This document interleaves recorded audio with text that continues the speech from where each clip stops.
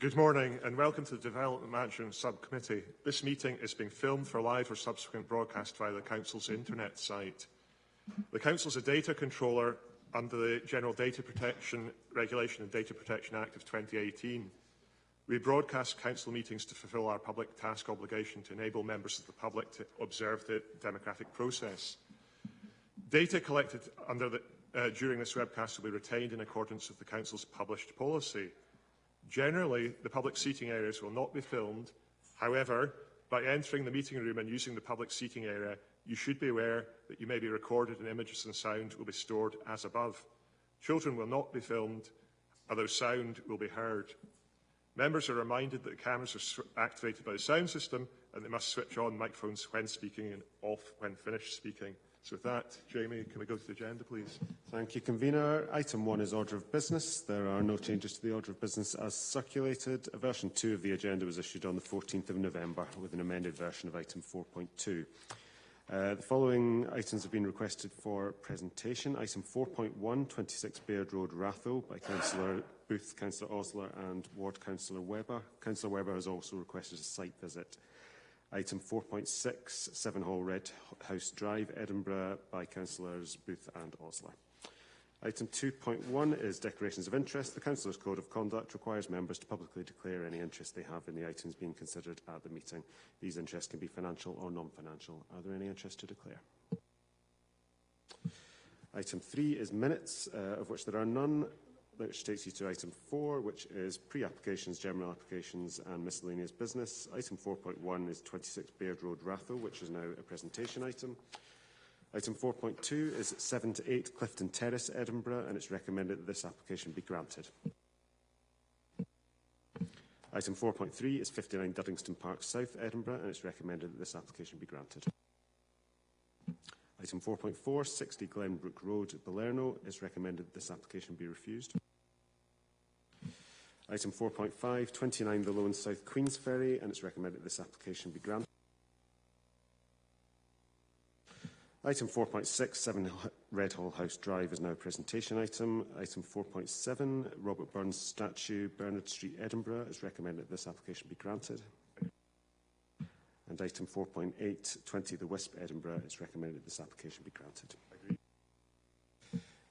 Section 5 on the agenda is returning applications. Item 4.1 at Hermiston Gate Retail Park, 21 to 25 Coltons Road, Edinburgh. We'll now have a presentation on behalf of the Chief Planning Officer. Hi, good morning, committee. I don't have any slides on this one. It is a returning item to you. It's at Hermiston Gate Retail Park. This was a decision that was made by committee to allow the Decathlon store to include a mezzanine level to allow additional retailing. There was a requirement that a legal agreement be concluded for contribution to the tram. Despite negotiations and discussions, the legal agreement has not been concluded, and we are now therefore recommending that the application be refused because the legal agreement hasn't been concluded. So the committee agrees to this. We're happy to support the officer's decision. Everybody needs to pay their fair share towards infrastructure. Thank you. Okay, section 7 is applications for detailed presentation. Item 7.1, 24 to 26 Colton Road, Edinburgh. We'll now have a presentation on behalf of the Chief Planning Officer. Good morning. Just a reminder, this is one that's been up at committee before in March. This is a site here outlined in red. It's the former nightclub on Carlton Road. The current structures in sight, there's this two-storey Victorian industrial building that's covered in graffiti, and behind it there's the remains of an original factory building which is just reduced to 2 storeys now. Dunbar's Close Gardens and the A-listed Canongate Kirk and Churchyards to the south. From the site, there's prominent views of the former Royal High School and the Burns Monument on Regent Road. And it's within the World Heritage Site and Old Town Conservation Area. So the current development, it's to demolish all the buildings in sight, and the current scheme is to erect 22 flats, no on-site affordable housing, office space at the ground level. You can see it's a contemporary flat roof structure. It's now got 5 stories to Carlton Road, the 5th story is set back. And I'll just go on a bit to show you this one. There's the setback story. And you've got this lower middle section, which is now 3 stories and 4 stories to the rear. The materials are sandstone, buff brick and dark grey zinc cladding with aluminium frame windows, and it's got a bit of curtain glazing for the office unit. There's associated landscaping works, no car parking, but there is a cycle store at the ground floor level. So the current applications here, these were submitted following refusal of similar applications in March 2019. And the grounds of refusal was for the conservation area consent. The frontage building made a positive contribution to the character of the conservation area, and the proposed replacement building was not of sufficient quality to justify demolition. In terms of the full, the scale, form and design neither preserves nor enhances the character or appearance of the conservation area of the World Heritage Site, and its negative impact on the setting of the A-listed Canongate Kirk, also an adverse impact on neighbours' privacy. Since then, appeals were dismissed in September 2019, but this was on very specific grounds. So, in terms of the conservation area consent, the reporter said that if the proposed demolition proceeded without the imminent erection of a replacement structure, a gap would be left in the street frontage, which would be harmful to the character and appearance of the conservation area. In the case of the planning permission, the conclusion was that the 5-storey rear section would fail to preserve the character or appearance of the conservation area and setting of the A-listed Canongate Kirk. I'll say more about the details of these appeals throughout the assessment. So, just to go back to the current changes. There we are.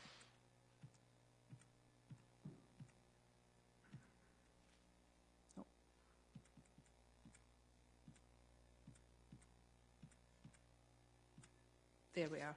That shows you, the top slide shows you the current scheme, which is a lowered rear section, and the setback 5th storey. This is the previous scheme that shows you that 5-storey rear section. So the main changes are, this one we've got 22 rather than 24 flats, and then you've got the reduced central section and the other changes as I showed you earlier. So in terms of key considerations, first of all, in principle, we're in the urban area of the local development plan, and policy housing 1 is supports housing development principle. Policy M1 supports office development in principle, and a ground floor location will create an active street frontage. So starting with the issue of demolition, since the last application, Historic Environment Scotland have changed their policy, and it's now called from HESPs. If you remember that one, it's now called HEPS, which is the Historic Environment Policy for Scotland. The test for the demolition of listed buildings no longer applies to unlisted buildings and conservation areas, and it's replaced with a more general statement. Their policy, HEP 4, states that changes to specific assets and their context should be managed in a way that protects the historic environment. So it's much more general. So apart from the frontage building in Carlton Road, the existing buildings in the site are, you can see them there, this piece stretching towards the back. They're utilitarian remnants of a former factory. They're in very poor condition, with basically an unattractive flat roofscape. Now, the Victorian frontage building, it is one of the last surviving industrial buildings of the area, and Historic Environment Scotland does consider it makes a positive contribution to the conservation area, but they go on to say that they don't think that contribution is significant. Now, at the time of the consultation response, they said that they couldn't conclude that demolition had been fully justified. In the appeal decision, the reporter notes that the building has been much altered, and it's in a very poor state of repair. He says that you could remove the applied stonework and renovate, but although it's achievable, it's not appropriate. And I'll just show you some more pictures of that.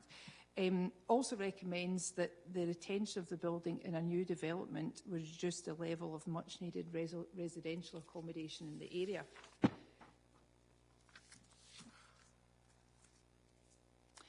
The report also says that you could preserve the character and appearance of the conservation area by erecting a 4-storey facade to Carlton Road in place of the existing building. So the conclusion is that the only issue with granting conservation area at the time of the appeal was the lack of an appropriate replacement building, so it would leave an unsightly gap in the street. So in addition, there is actually a fundamental issue with the external stonework. If you look at this here, in some of these images, it's become friable.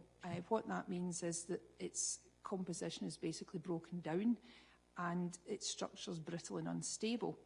And this is all to do with water getting trapped behind the paintwork, which causes this over time. So for safety reasons, you would need to replace the whole facade. And this is not good conservation practice because if you basically rebuild the whole thing, unless a building's of high significance in townscape terms, or it forms part of an architectural composition, for example, the tenement that was built in George Street that matched the existing, or the original, you end up with falsifying the historic evidence. So it's not seen as good philosophy or practice.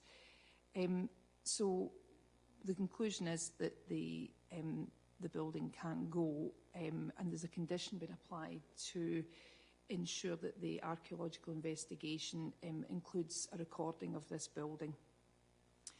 So on to the new build, and I'll show you this slide.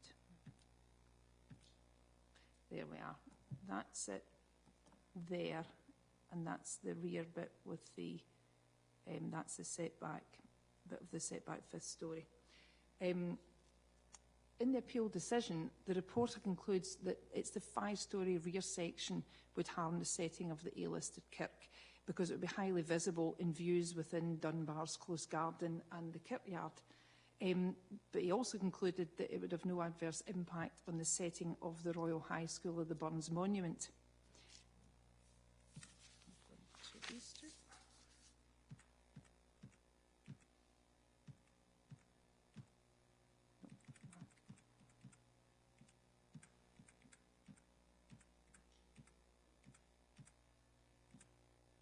Right, in this one,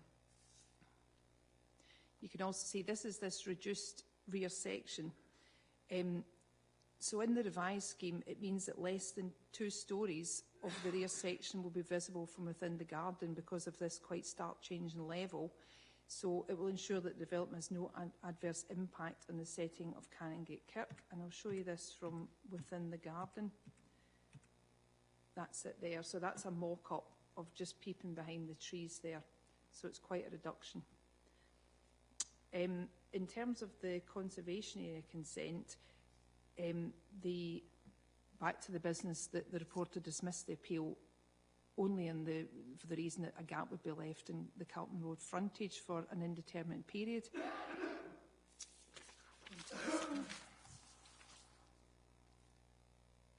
Back to that one. Yep. So you can see that the reduced version kind of fits in with the general street scene, and it addresses any visual intrusion to a satisfactory extent. The additional storey on the front section to Carlton Road is set back, so it's not something that's going to be highly conspicuous from the street. Just to go back to this one, that's from looking westwards, and that's looking eastwards, and you can just see the setback 5th storey peeping out there. In terms of massing, yep, that's how the original scheme was, at this big kind of block with this rising rear section. In the new version, the changing levels in this central courtyard, it will break up this massing, and there's a it gives up some amenity spaces, some green spaces within to break up the massing. In terms of the World Heritage Site, that's just a general view. You can see it just down here in your picture. The reporter concluded in the appeal decision that the development would have no adverse effect on the outstanding universal value of the World Heritage Site, and this was a 5-storey version. He concluded that the views of this would be localised and it wouldn't impinge on the attributes listed in the inscription. So the 4-storey section in the current scheme will have less impact, so it won't have any harm to the outstanding universal value. Archaeological remains, a condition's been applied, the standard watching brief. In terms of residential amenity, future occupiers of the site, there's a site condition survey put on because of the potential for contamination from its industrial use. The flat sizes comply with the minimum standards set out in the Edinburgh Design Guidance, and it's got an acceptable mix for this site given the constraints. All flats meet the average daylight factor set out in the design guidance, and they'll all overlook green spaces. I'll just show you that. Yeah, this is a communal areas in the courtyard, and at the higher level there is terraced areas. Some of the flats have private terraces and some have balconies. In terms of the neighbouring amenity, I'll show you this was the daylighting. A daylighting assessment's been carried out, and it measures the impact on the properties at 22 Carlton Road. Again, the minimal average daylight factor was met. There's been a sunlight study as well, just gives you a general picture, which shows that it will have minimal impact, this development, on the gardens of 22 Carlton Road, 32 Carlton Road and Lock-in Close. In terms of privacy,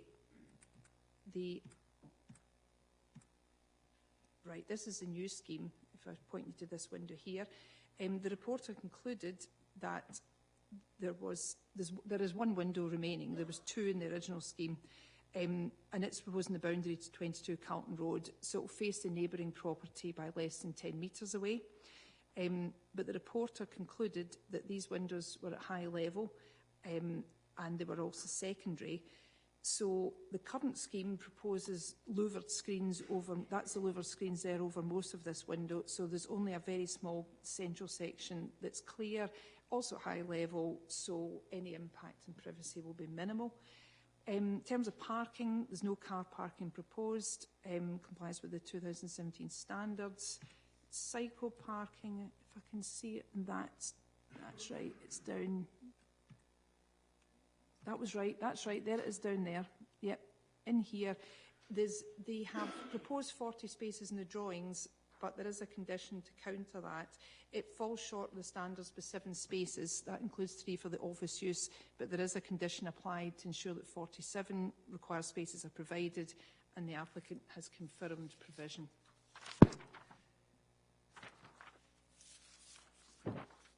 So it won't generate any significant additional traffic. It's within easy walking distance of Waverley Station and all the major public transport links. I have put an informative on regarding a travel plan. There's affordable housing situation. There would be a requirement for 5.5 affordable units on site. The council did approach the RSLs to take on affordable units, but the offer wasn't taken up due to high build costs. The average build cost of RSL affordable housing is $130,000 per home. The high cost of this scheme, due to the difficulty accessing the site with close neighbouring buildings and the high cost of materials because we're in a sensitive area.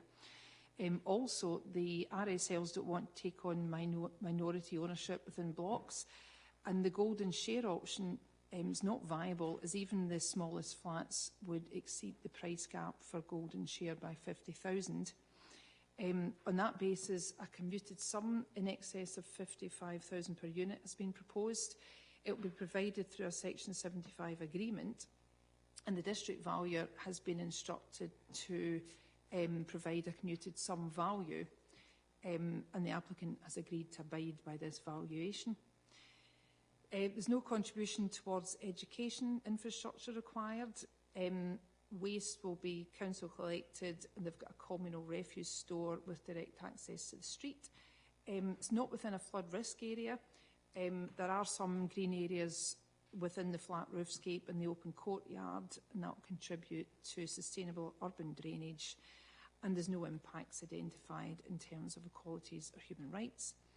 In terms of public comments, the Old Town Community Council, they object to the unsympathetic architectural style and design, and they said the existing building should be cleaned and restored and incorporated into the development. Other material objections were on the grounds of loss of an important piece of industrial archaeology and the adverse effect on the setting of the former Royal High School in Canongate Kirk, and loss of daylight and sunlight and privacy from neighbouring residences. The final objection was on the ground of the impact on trees in Dunbar's Close, but because of the change in level, the roots are all growing on the garden side because of the retaining walls, so it shouldn't have any impact at all.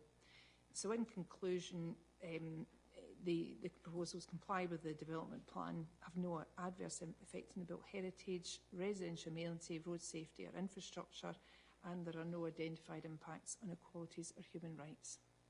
That's it. Okay, thanks very much for the presentation. And we'll now take questions if there are any. So, Councillor Mount. Thank you. The question I had was just, could you confirm that the image that you were showing from the Canongate Kirkyard looking towards the property, is that this current scheme or is it the previous scheme? Sorry, that's this current scheme. That's, I'll just find it. Current.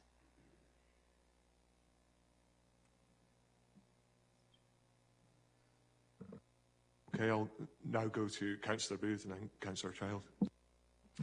Thanks, Convener. Can you give us a wee bit more information about the affordable housing?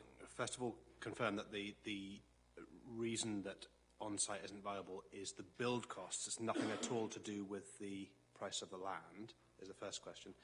And secondly, could you go into a wee bit more information about, because the report and what you just said suggests that the build costs are high because of the difficulty in accessing the site. Can you give us some more information on that? I mean, it seems to me that this site is right next to a road, so I'm struggling to figure out why the access is an issue in the build costs here. I think I can answer that question for you. So firstly, to sum up a little bit on this one, what we'd say firstly is that over 9 out of 10 applications which are presented to DM subcommittee have provided on-site affordable housing, and that's always our first port of call. It's always what we're pursuing with an applicant. The build costs for this development are high. As my colleague Claire had mentioned, an RSL, when building a unit, would be looking at a build cost of around £130,000 per unit. For this development, the build costs are in excess of £200,000 per unit. Those costs have been independently assessed, so it's our estate section who look at that. They also have external firms who are appointed to also check those costs. That's what's happened in this instance. It's an external firm who have gone through the costs, and they've come back to confirm that the costs which the applicant submitted are accurate. They are representative of what would be expected for a site of that size in that location. You'd asked whether the RSL involvement is purely down to build cost, and it's not. It's not just build costs which are the issue here. There is the issue of majority ownership for an RSL and what they can deliver in new build sites. And as we've seen in previous cases which have come forward, RSLs, when they're looking to develop out a site, they are looking for a majority ownership within a block. And unfortunately, this site was not going to be able to provide that with 22 units split across 2 stairwells. Then even if the RSL was getting the full provision, they would only still have a minority ownership. The gap between what they could afford in terms of overall build costs and the amount which the site was going to cost to construct is significant. In previous applications where it's possible, we've used community sums to supplement where there's a shortfall. I don't believe that's the right solution for this particular case because the amount that would be required would be so significant. And also, it still wouldn't give the RSL that majority ownership. We can't push the applicant to grant majority ownership. The applicant only has to provide 25%. In relation to the question about access to the site, my understanding, although I'm not an expert in that field, unfortunately we don't have somebody from estates here today, but my understanding is there would be a single access to the site which does limit the amount of construction traffic. There's also another building across the road which is going to limit access to that site for the next while, whilst that is still being built out. It would mean that road has to close completely, I would have thought. But I'm afraid I don't have much more information on the access to the site as the thing. The main reason for this not going forward as RSL or as on-site affordable housing is both the overall build cost, the fact that it's not majority ownership. Golden share had also been considered but ruled out because the market values of those properties were going to be so high that it would be vastly ahead of what we would expect to see as affordable housing. But summing up, again, 9 out of 10 applications that come forward are providing on-site affordable housing. Where that doesn't work, community sum is a viable option. The district valuer has looked at, or is looking at this to bring a community sum to us. Because of a high level of workload that the DV is undertaking at the moment, we're slightly behind with that. So, however, I felt that because we had ruled out every other option, there was nowhere else to go with this one, that we could bring this forward.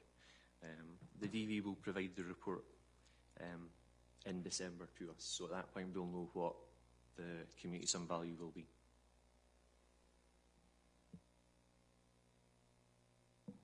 Is that a follow-up? Because I've got the Vice Convener and Council Officer waiting as well. Okay, Councillor Booth, thanks. Thanks, Convener. Quick follow-up. I mean, personally, I would welcome further information. Your response to the consultation does say the main reason identified by the developer for the high build costs are due to the difficulty accessing into the site. And I have to say, although your explanation goes some way to explaining that, I still feel that more information would be welcome. But my follow-up question is, do we have anywhere identified to provide affordable housing within the city centre ward through the commuted sum that you've identified? So when a commuted sum is paid, and it's paid on the basis of triggers, so usually a community sum is paid before 30% of market housing has been built. So the sum here wouldn't be paid probably for another year to 18 months. At that point, we have a period of 10 years to use a community sum. If we don't use it within that 10-year period, then it's returned to the developer, where they can ask to have that money returned. There are a couple of other sites which are going forward in the city centre, which could require community sums. The ones which immediately spring to mind are the developments at Fountain Bridge, the Dean Canmore Block L development. There's also the council's own new build developments in that area. I'm not aware of any other affordable housing coming forward within the next couple of years, but the way that we use community sums is on a first come, first out the door basis. So this community sum, if there's other community sums which have been paid for the city centre ward, they would be used first in advance of this community sum to ensure that we're always using those sums on that first come, first served basis, so we don't have to return any to the developer. So the short answer to your question, Councillor Booth, is at the moment, do we have a site identified for this particular sum? No, we don't. we don't. But given that we have a 10-year period to use it, and we've never had to return a community sum for affordable housing as of yet, then we would be looking to use that as quickly as possible. And given that we are going to be building out 20,000 homes over the next 10 years, then I do believe there will be significant opportunities that will come forward that will enable us to spend out that sum within the city centre ward. Okay, thank you. Now I'm going to go to the Vice Convener. Thanks. Could you put up the slide from Dunbar's Close Gardens? I didn't get a sense of what the impact would be as you flashed past it.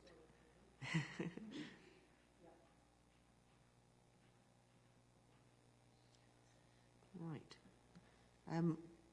Obviously, one of the virtues of Dunbar Close Gardens is the sense of enclosure that you get when you're in there. So what's there at the moment? Can you just not see a building?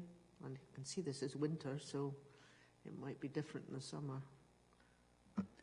And how close is that building, proposed building, to the boundary? We have a distance. Yeah, you're right. That's winter.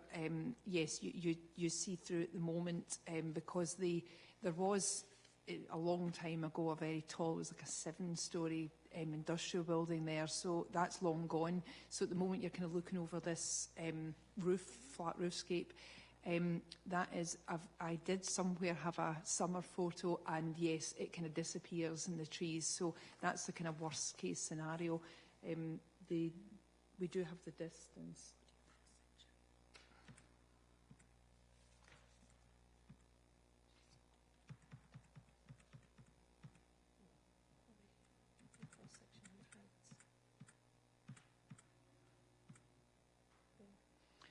Yes, that shows it is close. There's enough for a small bit of amenity space out the back, but that's a good guide. That's almost like a summer scene, and the retaining wall is more or less in the red line. Okay, Councillor Osler now. Thank you very much indeed, and Claire, thank you very much for your presentation. My question obviously regards the neighbouring amenity. I mean, obviously this is quite a compacted area, and not surprisingly, it obviously failed the vertical sky component test, because obviously it's a compacted area. But I suppose my question relates more to the fact that quite a lot of the windows obviously failed on the building next door. Can you just put up where that building is? Because my question relates to the fact that I appreciate they might have passed the average daylight factor for the minimum standards for the bedroom, living room and kitchen, but are they all the same property? Because that basically means, say, the residents then living next door, they're going to only have minimum light in all of their windows, rather than... So it was just to get an understanding of you know, are they on different levels, or is it, you know, say, out of those 8 windows, it's right smack in the middle and they're all the same for the same properties?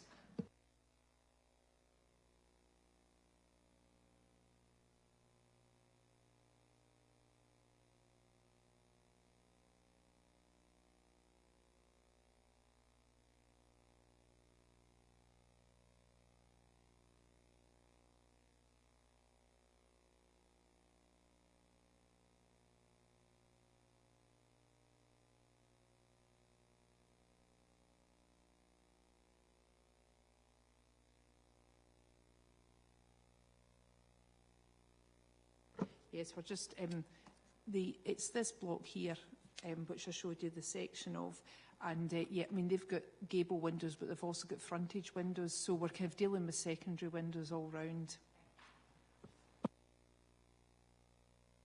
So I've got a question about the reporter's finding that if a gap site was created, that'd be more detrimental to the conservation area. Is there an imminent need to take the building down? Is that why he's saying that? Because that could open up, that would be a ground for developing in any conservation area. So that's a scary precedent, but maybe there's more to it than what it first seems. It was like, because he was refusing the planning permission on the grounds of the 5th-storey section at the rear, that's why there would be no imminent building. Whereas if he was approving the planning application, he accepted that would be a reasonable timescale. It was a lack of approval on a planning permission that would potentially leave a gap site. So if he approved one without the other, you could have this situation arising. Just, it's deemed to be sort of around the, it's quite a well-known correlation that we have within planning in terms of conservation areas and planning permissions in terms of what is the character of the conservation area. Okay, the frontage of this site isn't massive, but you could imagine that if we were doing something within a Princess Street or within a more historic context of a more central area, that if you left with the gap site is then deemed to be detrimental to that overall townscape. And that was the conclusion that was reached in terms of the starting point is always, is you look at the building, but is the backup full application that comes in acceptable or not in terms of the scheme? It's not necessarily going to affect my determination or view on this application, but I just find that rather strange that it's almost like a loaded gun. I'll demolish my building, therefore you move towards consenting something else that you might not otherwise do. So maybe I'm wrongly interpreting it, so I'll put it back to you, Elaine. No, because even if the first time round of the scheme had been acceptable, we would still need to assess the merits of that individual building first. So you've got your conservation area consent, which is one application, and your detailed application, which is a separate permission. So you could be in the position that you accept that the full planning permission is acceptable, but the demolition of the original building is unacceptable. So you could end up refusing the conservation area consent and approving the full planning permission because the building is acceptable. But it's down to that. It's a bit like when we get into listed building consents and full planning permissions, that they are slightly different assessments that we are making. Okay, thank you. My substantive question was to do with the views. So it's welcome to see the building at Dunbar Close a wee bit lower, and I can see that it's going to have less impact. It's something the reporter wanted to look at. I just wanted to go back to the visual of the view towards the high school, because obviously the high school in Colton Hill is very, very sensitive, and the reporter, I think, found the previous scheme had no impact on the Edinburgh World Heritage setting, which is welcome. I think it's a different view that I was from the graveyard towards that one. So obviously the top story is black, so it's not showing strongly in the slide. But come winter time, which the Vice Convener was talking about in relation to Dunbar closer up, you may see that. So I'm just wanting committee to be fully consider that that's not going to. Can you zoom in, or is it? Do you have that sort of capability? I mean, it's to the I was going to say to the right. It's to the east of the high school, so it's not directly impacting on the high school. I think we just need to consider that we're happy with that in assessing this. Okay. So is there any further questions for the committee? Councillor Booth. Thanks, Commissioner. Sorry, one further question on affordable housing. Our guidance says that applicants should engage with CEC at the earliest stage to identify the affordable housing provision and approach to delivery. At what stage did they engage with us, and at what stage did we point out to them that RSLs prefer a single block and that perhaps their design could try to accommodate that?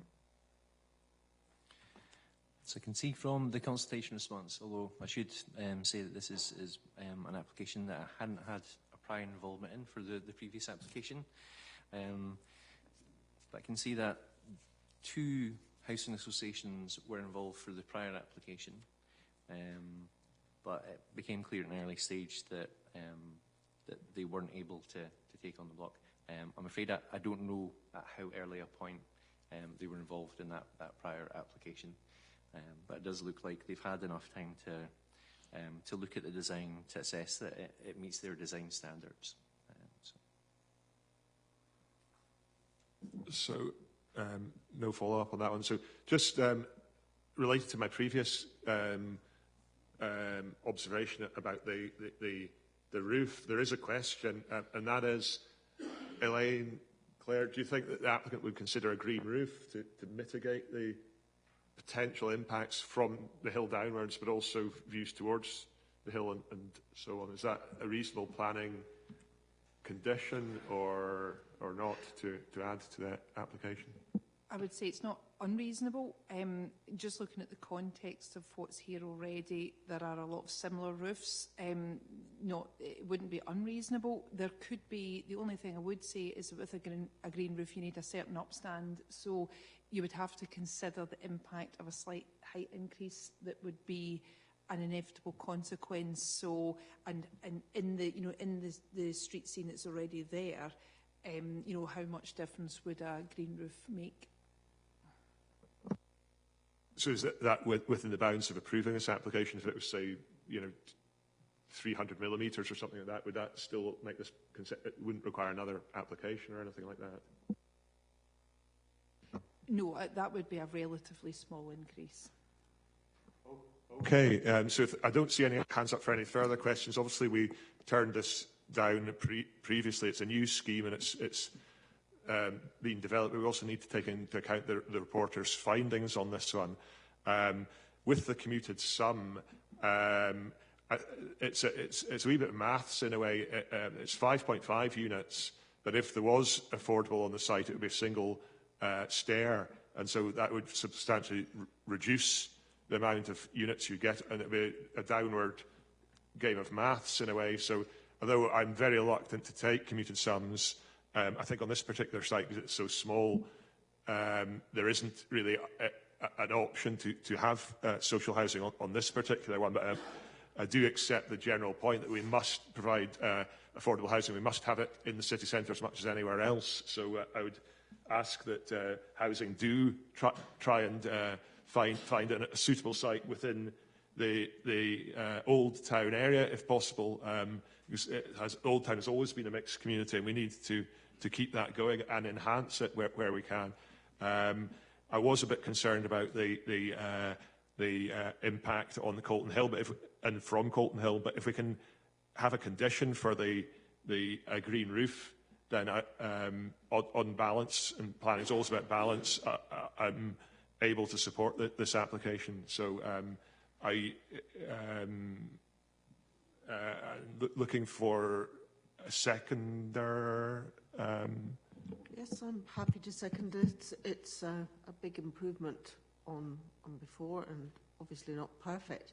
If the green roof can be managed without visual impact, I don't know about a condition, but maybe an informative to investigate the possibility of a green roof. But yeah, I'm happy to second your proposal. Is there any counter proposal, Councillor Booth? I may not get a seconder for this, Convener, but I would prefer to continue this application to receive a confidential briefing on the build cost, and specifically this element that was included in the appendix from affordable housing about the access costs. I'm not 100% convinced by what I've heard today that these access costs are going to be so high to preclude RSL involvement, and I would also like further information about at what stage the applicant engaged with our officers, because that's what our guidance says, not with RSL, it's engagement with our officers. So I would prefer that we continue this application to allow for a confidential briefing on the affordable housing element specifically. So Councillor Booth has made some valid points, but he's now looking for a seconder. Does he have a seconder? So that one falls. So could my dissent be recorded, please? Absolutely, yes. So in terms of moving this forward, a condition would be a valid thing to do. Can I just confer with planning officers and take their view on it? And if it is, we move it, and if not, we settle for an informative.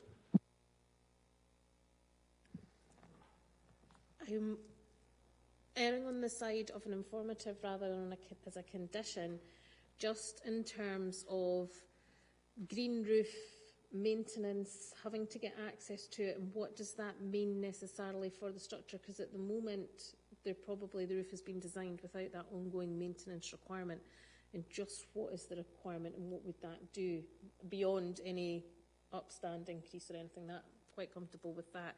It's just if it then does it create an additional pop-up? Does it create additional stair access or anything going up to that roof, and I just wouldn't want to, if we put it on as a condition and we're then uncomfortable with the design that comes forward for that condition, we're then in a position that we can never get the development over and they would need to apply to remove the condition formally, and whether it's an informative to explore the options. There's already green roofing within the central section of the development, and whether we can explore that further. I'll err on the cautious advice of officers here and go for the informative then. I mean, I think green roofs can make a substantial contribution to the city, and I would ask officers to look at where the opportunity occurs to try and move developers to that before it comes to committee, really. But on this occasion, I'll accept the informative. So I think committee agreed with accepting Councillor Booth's dissent. Okay, thank you. Item 7.2 is 24 to 26 Colton Road. It's an application for conservation area consent, and we'll now have a presentation on behalf of the Chief Planning Officer. Sorry, we were just taking 7.1 and 7.2 as agreed items together. Formally ask that, Jamie. Do you want to formally ask the committee? Yeah, just formally, can we agree that that's granted? In that case, item 7.3 is 543 Gorgie Road, Edinburgh, and we'll now have a presentation.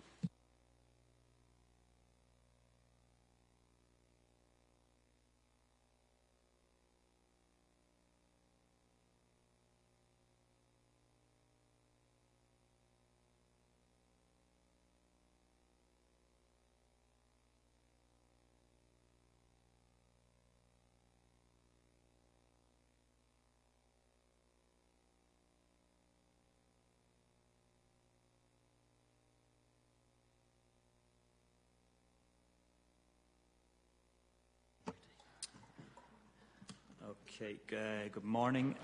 So this application for full planning permission is for purpose-built student accommodation and other associated ancillary uses at 543 Gorgie Road.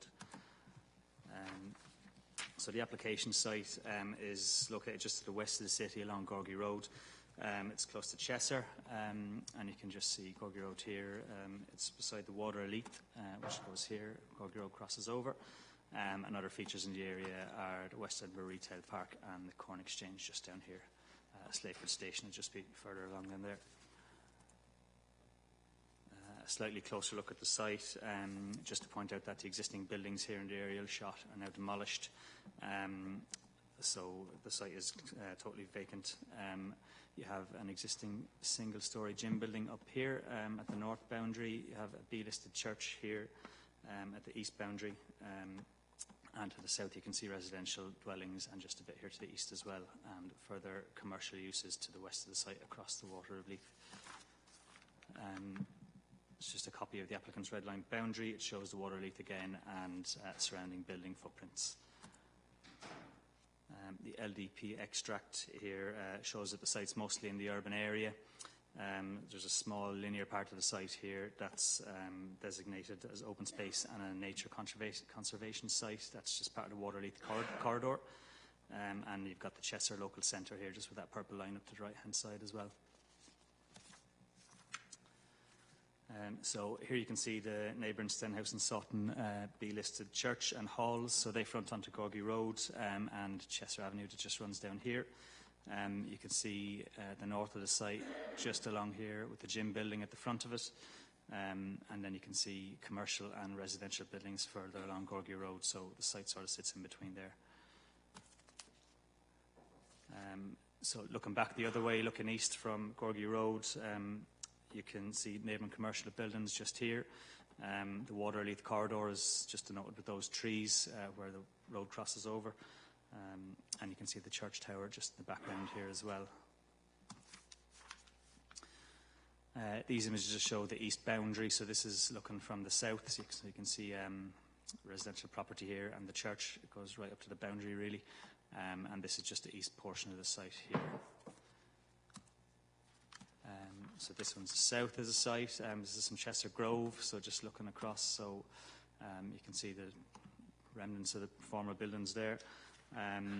residential buildings just to the south, the back of the gym building at the north, and the water leak would just be over here on the left-hand side. Going on to the west side, this is looking into the site from the water leak walkway, and this is just the west portion of the site here as well, with the water leak just behind those trees along there. And just here's the cleared site as well, just to give you an idea of what's behind the gym building and in between the residential properties at the south.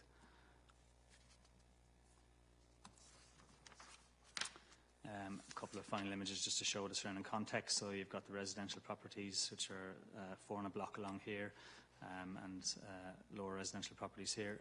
And across the road at the north and Gorgie Road, you've got apartment buildings. That is the gym building that just sits at the north of the site, and there's the commercial buildings just across the water leak to the west. So the applicant's proposed site plan is shown here. So the proposal is separated out into 2 separate blocks. You've got block A, where's my mouse? So it's just this one here. So that, and block B is just over here on the west part of the site as well, with the existing gym building, that shape at the north there. So block A includes 2, 3 and 4-storey elements. So you've got a 2-storey bit down here, a 3-storey just over here into the site a bit more, 3-storey up along the east, and you've got a 4-storey central block along there. And there are some angled windows just on the east boundary here as well. Block B is at the west of the site, so it's stepped from 5 stories at the north and south elevation, so you've got 5 stories there. It steps up to 6, and it's got a setback 7th story as well. The main access is from Gorgie Road, just in here, and you've got 4 accessible car parking spaces, so 2 just situated here and 2 situated here. The ground floor plan here just shows a bit more detail on the site layout and where the buildings are sited. So you'll see there's an external courtyard space centred around block A, which is just here. And you've got an access path that runs at the east side of the site down along here with a gated access to Chester Groves. That's 3 metres wide. It's going to be used for, it will be used for cyclists and pedestrians. So there's 5 secure cycle stores for 254 bikes on the site. So you've got one here, one just here at the south of the site, another one here, and these 2 at the back of the gym building there. And the water of Leith just runs along here to the west. And block B is about 15 metres away from the water of Leith. And you can just see the alignment of a sewer that runs through the site as well, which is constrained. So you've got this black line that runs through, and the easement on both sides of that as well. So these just show elevations of the north and south of the blocks. So you can see the 2, 3 and 4-storey parts of block A with monopitch features just in the bottom image here. So you can see a 2-storey element with a pitch feature, a 3-storey element here with a pitch feature, and a 4-storey part in the centre of the block. And you can just see the angle windows here in the east boundary as well. And you can see block B as well, which is the larger of the 2 blocks. So you've got at the top image on the right, that's where it would front onto Gorgie Road. And just the rear elevation of that as well. Proposed materials will include buff brick, bronze cladding, and bronze coloured aluminium windows and doors. The slide here just shows the east and west elevations of block A. So the top one just shows where it would run down the east boundary. The church isn't shown in this one, but just shows what the elevation would look like. So you've got your 2-storey block here, your 4-storey in the centre, and 3-storey at the front. And this shows the east and west elevations of block B, so you can clearly see the stepped parts where it goes from 5, 6 and 7 stories at the top there, and that's how it would interface with Gorgie Road and the apartments opposite. Again, this one just provides a bit of context with surrounding buildings and properties. So you've got the Bealisted Church here on the left-hand side. You've got block A, which is set back from the street in there, the gym building here at the front. And you've got the outline of apartments that are opposite, on the opposite side of the road. Block B, which is just here, the Water of Leith, and just the commercial buildings here on the right-hand side. And then this is just another section from Chester Grove at the south of the site. So the red lines here just show the outline of existing buildings. And you can see Block A here and Block B with the Water of Leith and ELS House on the left-hand side. The design's been through a few revisions throughout the application process. So this is just to give you an understanding of what between Scheme 1 and Scheme 2. So you can just see the outlines here of where Block A was reduced from 5 stories to 4, and you can see the steps were added to Block B as well. Scheduled accommodation is shown here. So there's 248 bedrooms with clusters and studios included. So clusters would be in 6, 8, 9 and 10 room configurations. And these visuals just add a bit more depth to some of those 2D images. So you can just see the Block B here with the church in the foreground. This is looking back from Corgi Road as well, so you can see the proposal just here with the steps going up, the church tower just here. This one is just from Chester Avenue looking into Chester Grove, so you can just see the 2-story element with the monopitch feature here, 3-story element, and Block B in the background there. And finally, a view from Chester Grove of Block A. So it's 2 stories there, and that's the 4-story part. So the report has a number of key considerations. I'll cover a few of those now. I'll go over policy and principle, design, amenity, and a few other matters. So beginning with the policy on the key considerations, so I'm aware the committee debated an application about 4 weeks ago at Westfield Road with a similar recommendation for refusal, where the decision was quite finely balanced.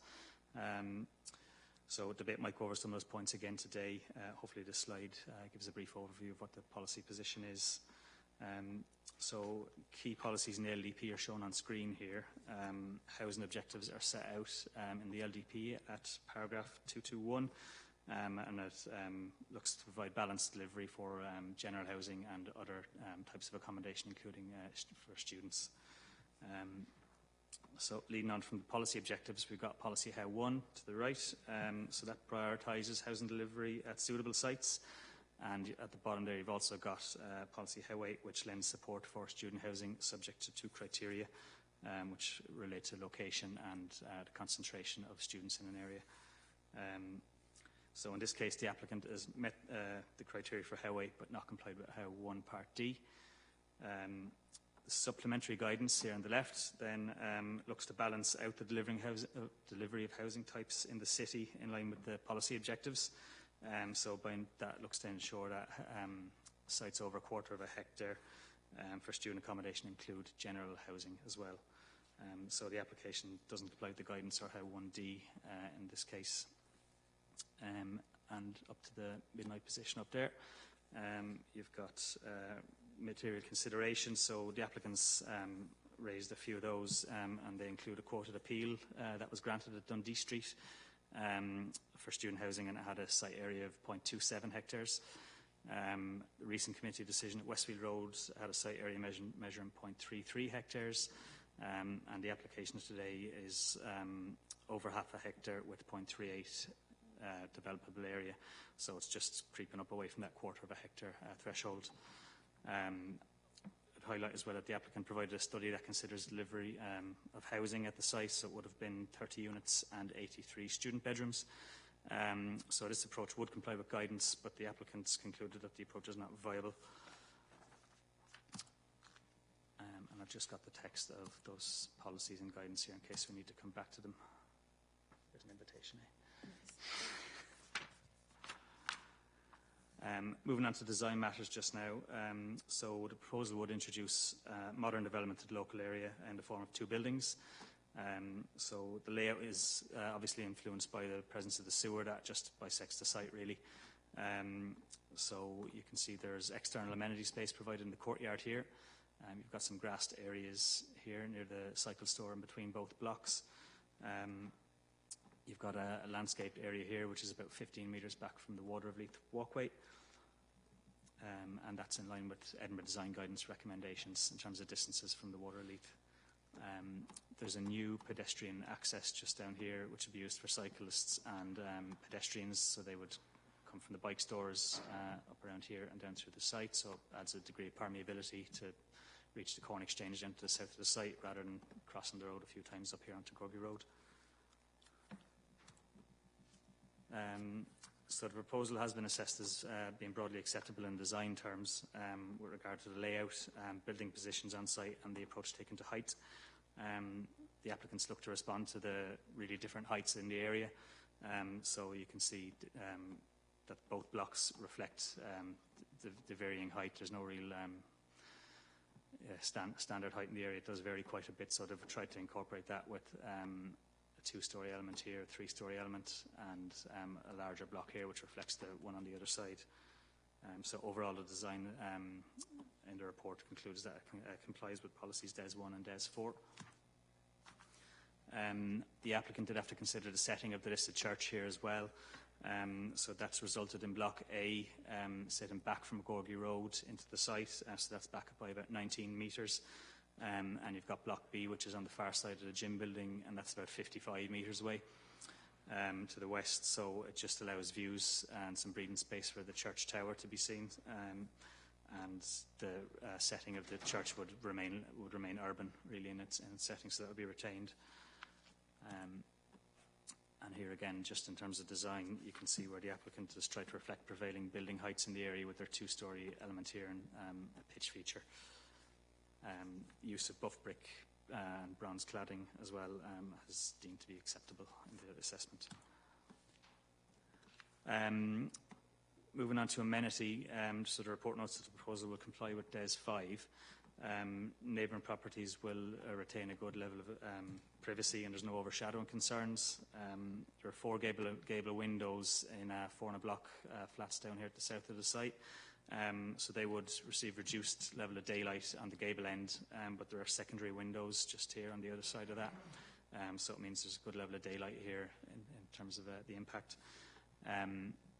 Future residents would also have a reasonably good level of amenity provisions, so they have an external courtyard and grassed areas for external amenity. And inside they would have facilities like a gym, a cinema room, a common room, and cycling provisions. So there are 11 bedrooms, 5 in Block A and 6 in Block B, that don't quite comply with the Edinburgh Design Guidance standards on daylighting, but overall 95.5% of the development complies with daylight standards, so that is on balance assessed to be acceptable.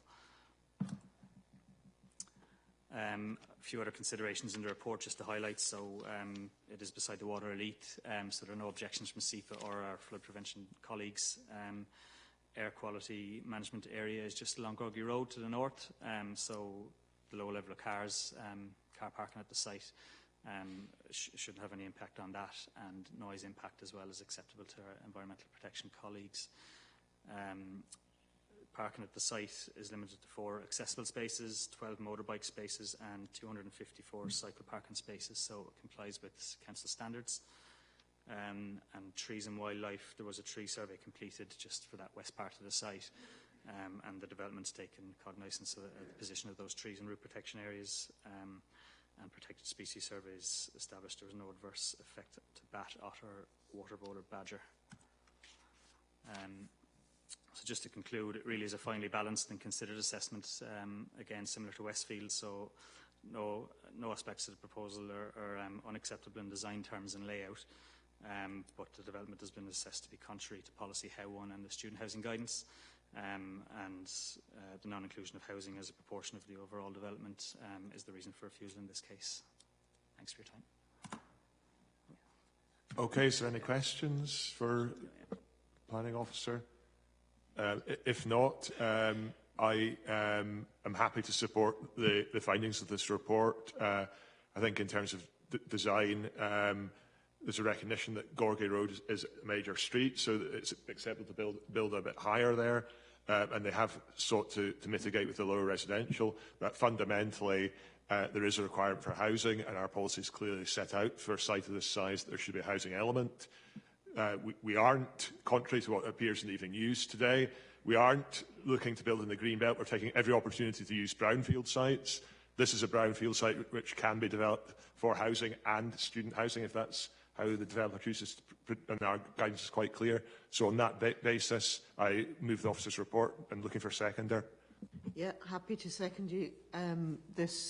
The development area, developable area, is much more than the 0.25 in our policy. And if you take the whole area, it's double that in our policy. So I think that we should uphold that policy and go with the officer's recommendation this time. Thank you. Sorry, looking for counter proposals. Councillor Mitchell? No, sorry, Convener. I wanted to ask a question, but my hand wasn't quite quick enough before I fired off. Would a question be okay? It's not terribly detailed.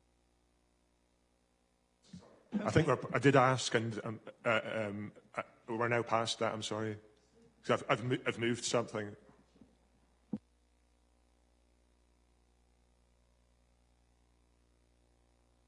Okay, just to clarify, the decision is that planning permission is refused for the reasons set out in the report.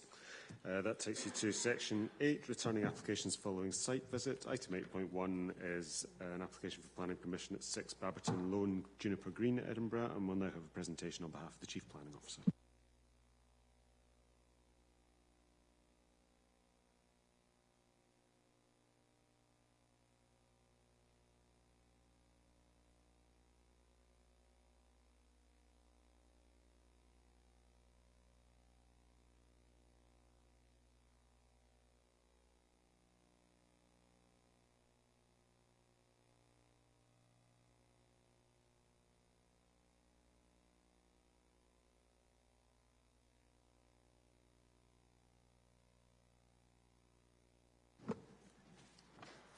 Good morning. This item was heard a couple of weeks ago, and then we were out on a site visit last week. I'll take you through some of the slides. This is the site. It's just to refresh members' memory. It's in residential use. It's the south side of Lanark Road at Juniper Green, and it's a converted warehouse and now has 6 residential units. It's accessed via Baberton Lane, which is a private tarmac road off Lanark Road. It's in the green belt. It's identified as being a local nature conservation area, conservation site, and within a special landscape area, and it's within the Juniper Green conservation area. As you can see, it's bounded to the south by the Water of Leith walkway. So the application, which in retrospect is for 2 sets of timber gates. First gates, as you can see here, approximately 1.8 high by 6.5 wide and extend across Baberton Lane. The second set of gates are approximately 1.7 high by 3.5 wide and are located on the southern boundary of the site where it joins the Water of Leith walkway. Members should be aware that there is an outstanding enforcement notice appeal, and I can go over that in more detail later.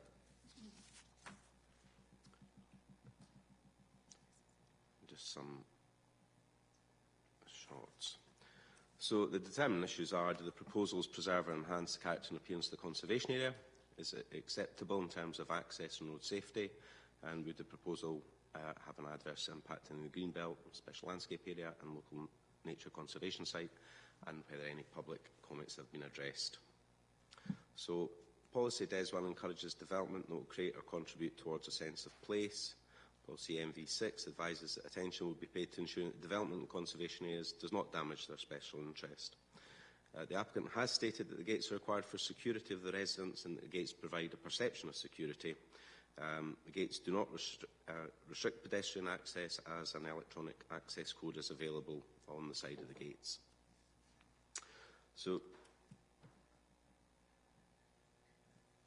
the vehicular and pedestrian gates over Baberton Lane span the entire roadway, including the footpath. And although the treatment is relatively modest scale and formed from high-quality materials, Their location creates a visual and physical barrier across the primary means of access to the units beyond. They form an intimidating and unexpected barrier within their context, and an incongruous feature by virtue of their siting across a road that has all the characteristics of an adopted highway. The creation of a site that is essentially separated from its surroundings fails to create an environment where community security and safety and natural surveillance can be promoted and enhanced. And the proposal would have an adverse impact on the character and appearance of the conservation area by virtue of inappropriate siting, resulting in a negative and intimidating boundary treatment. In terms of road safety, policy TRA 9, which is the cycle and footpath network, states that development will not be permitted if it interferes with any pedestrian or cycle route unless satisfactory provisions are made for its replacement.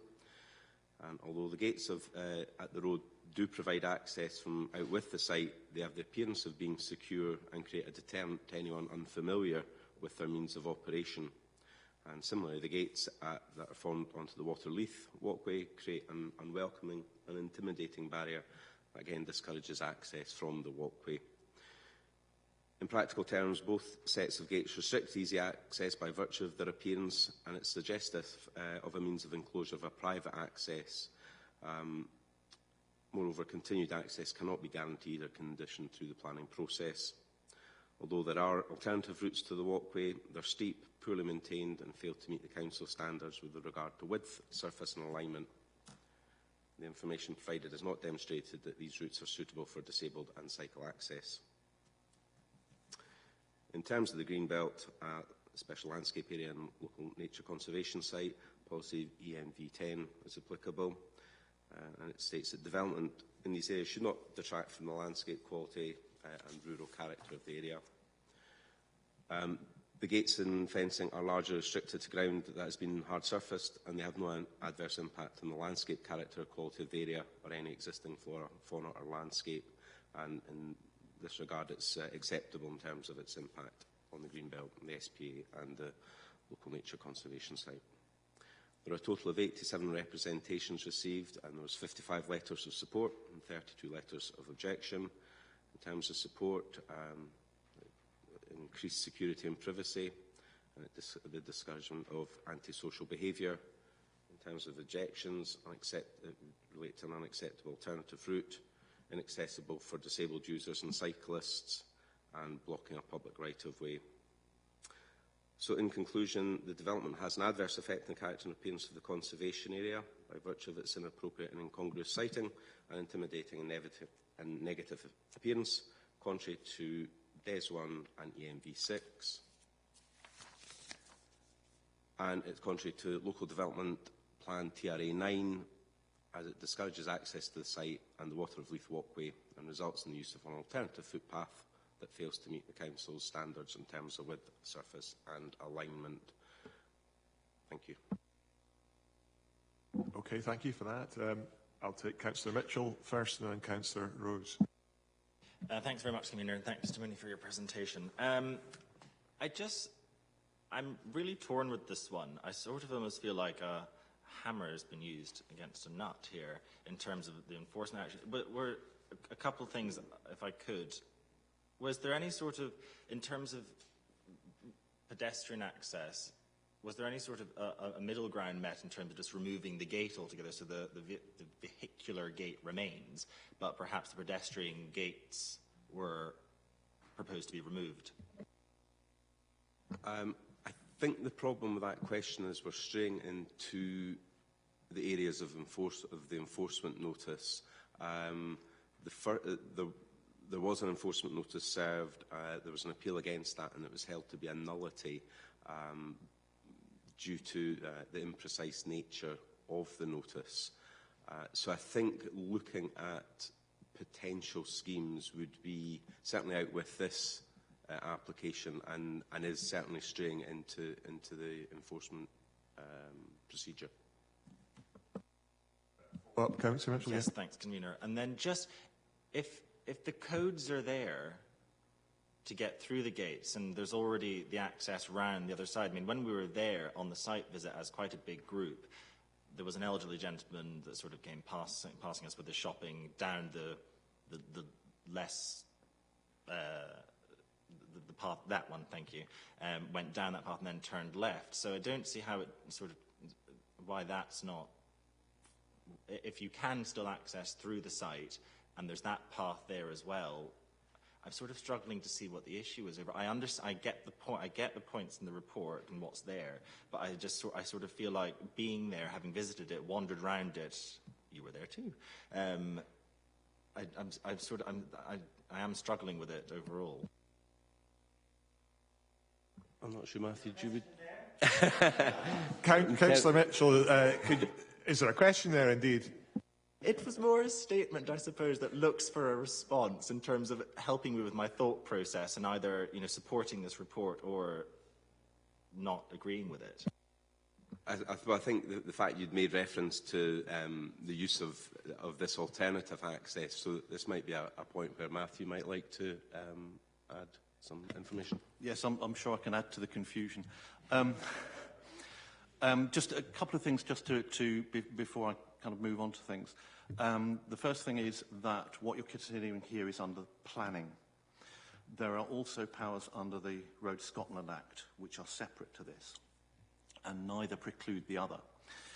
The background to this is that the Baberton Loan is a road. It was a private road, and just to clarify what that means, it is still a road. It's still a public right of passage. It's just that it's maintained by somebody other than the local authority. So an adopted road is added onto the list of public streets, public roads, and is maintained by the local authority. But in legal terms, there is no difference between a private road and a public road. That's absolutely clear. So Baberton Loan is a road. It was brought up to an adoptable standard as part of the works. It was also extended within the development under a road construction consent. So the Roads Authority's view is it is quite clear it is a road, it is a public right of passage. Baberton Loan itself is also a local path, and the alternative route that is shown there was basically built as a temporary route. Now it's up to the committee to decide whether that is an adequate alternative. But in terms of the road side of things, it's quite clear what the situation is. To add to that, you can see that there are WO lines there, and I checked, there is a traffic regulation order that was implemented in 2015, I think, and that extends beyond where the gates are. And so the yellow lines were, I think, 155 metres from the junction with Lanark Road. So it actually extends all the way down there. So our view is it is quite clearly a road, and we have powers to follow that up. So I just want to make that distinction between what you're considering here, which is under planning, and what is under roads. The history, as I say, was that it was built under road construction consent. There was a temporary access allowed because obviously you're going to have a live building site which is going to have demolition, etc. But that was on a temporary basis. And so what has been put back in, we would not consider that, or my colleagues in the locality would not consider that to be adequate alternative. There are also some other issues to do with street lighting which may be part of the adopted area. Sorry, maybe adopted lighting, which the council is actually paying for within the site itself.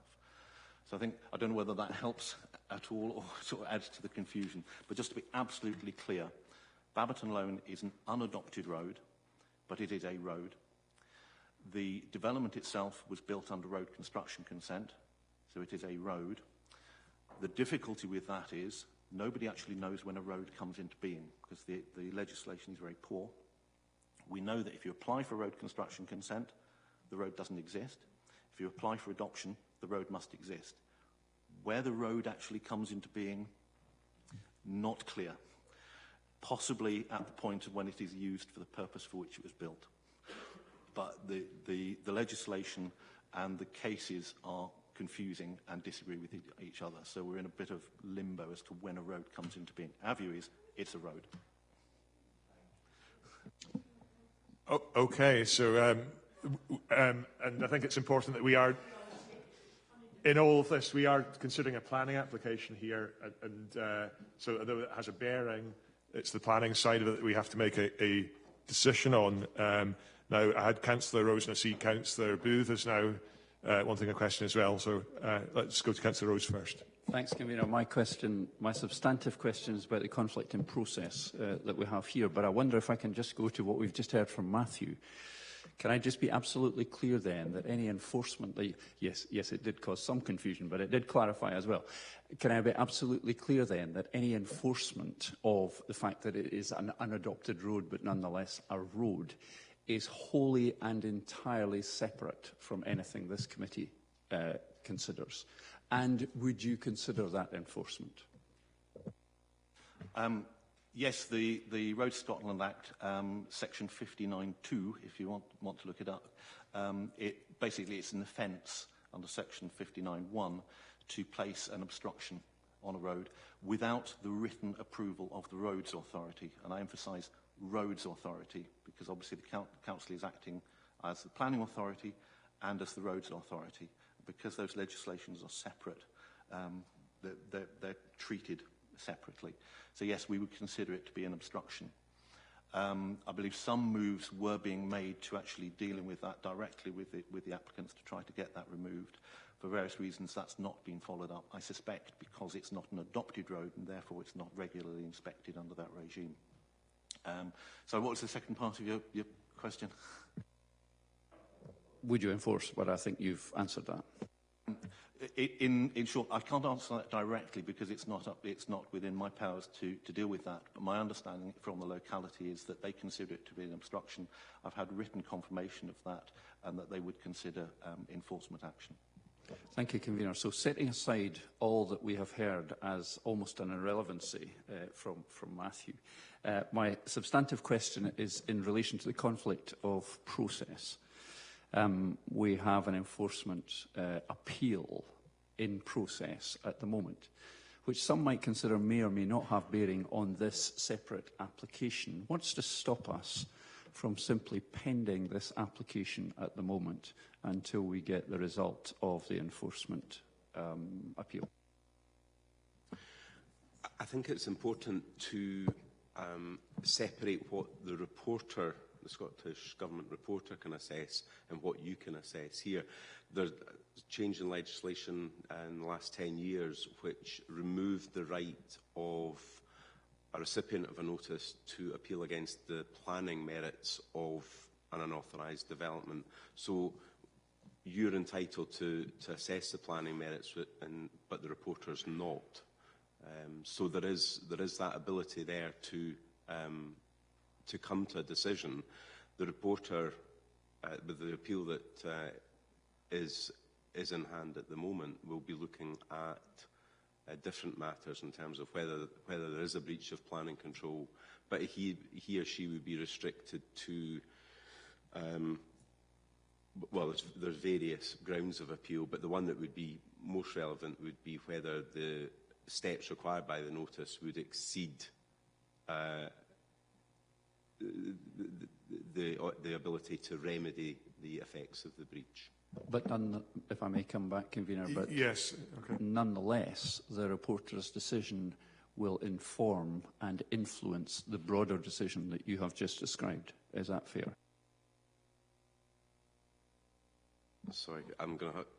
Can you just repeat that? What I'm suggesting to you is that the reporter's decision will be something that, at least in part of our considering the planning application, we will need to take into account. In other words, it will inform our decision, or potentially inform our decision if we wait for it, and perhaps influence our decision if we wait for it. No, not necessarily, because we can't anticipate what that decision is going to be, and whether the reporter feels there's any steps that could ameliorate the impact and bring back the steps required by the notice, which is to entirely remove the gates, is for the reporter to determine. I'm not talking about anticipating the decision. I'm talking about waiting for it so that it informs us.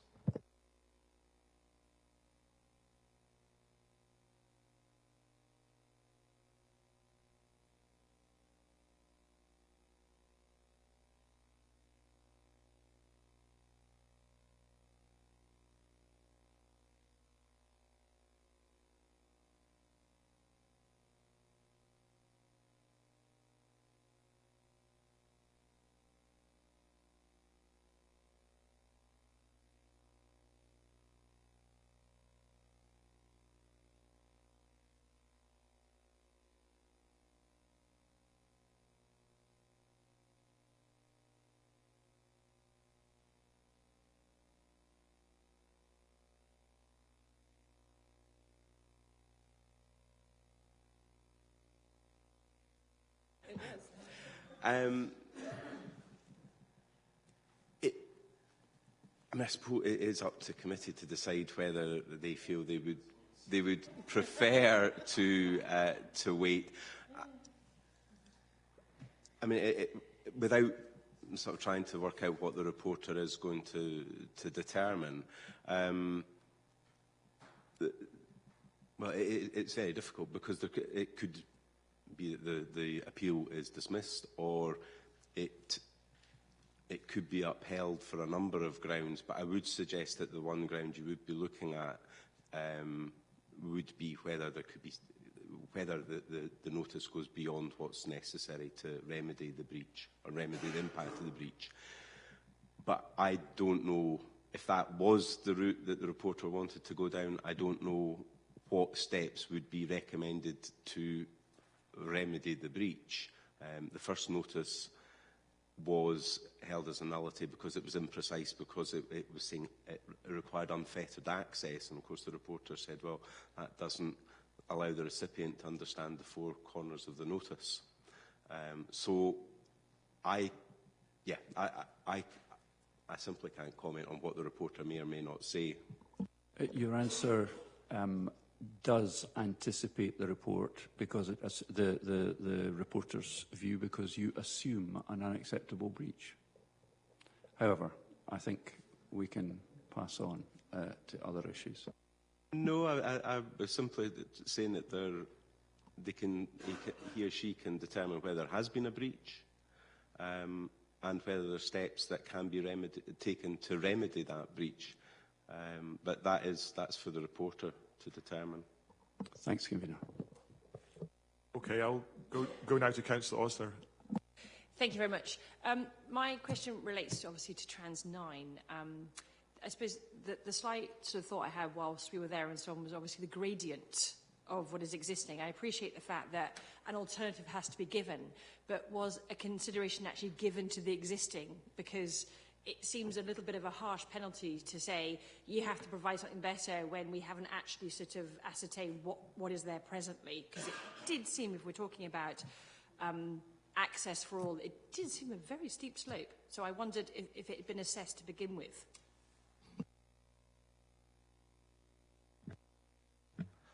As I said earlier, it was built my understanding, it was built as a temporary access during the building works, and it's not considered adequate. And my understanding is that that has been communicated to the applicants. Obviously, the committee was on the site visit, so I think you maybe come to a view as to whether it's adequate. I believe there is an issue with maintenance vehicles to actually turn left at the bottom of the slope, which was not an issue where you have basically the access coming in at right angles to that, and actually makes that a lot easier. In terms of the actual... Sorry, Matthew, what I meant was the initial road. Not what we're looking at is the initial road that we're talking about, the initial access is an incredibly steep access. And we're saying that if they block that and they haven't given a credible alternative, I just wanted to check that whether there was an assessment of what the initial road, which is blocked, whether that was suitable to begin with. It didn't form part of that because that was not what was coming forward as part of the planning application or as part of the road construction consent.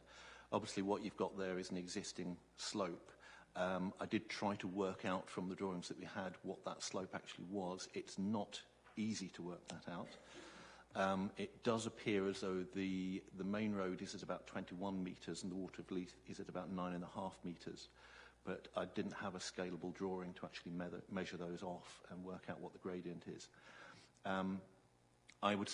Ideally, what we're looking for is 1 in 20 slope. We can go down to about 1 in 12. I suspect it's between the two on that. Sorry, that's the existing road.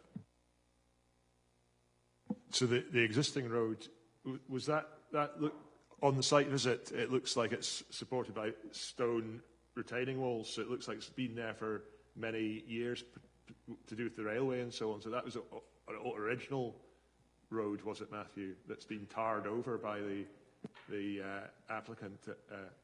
Yes, that's right. As part of the work that they were required to do, they were required to bring that section of Baberton Loan up to an adoptable standard, i.e. Decent drainage, lighting, blacktop and footways. The extent of the existing road, and again it's difficult to say without measuring off on scalable drawings, but the existing road appears to extend beyond where the gates are. And the actual new construction was virtually where the end of that fence line starts. And that's what was included within the road construction consent.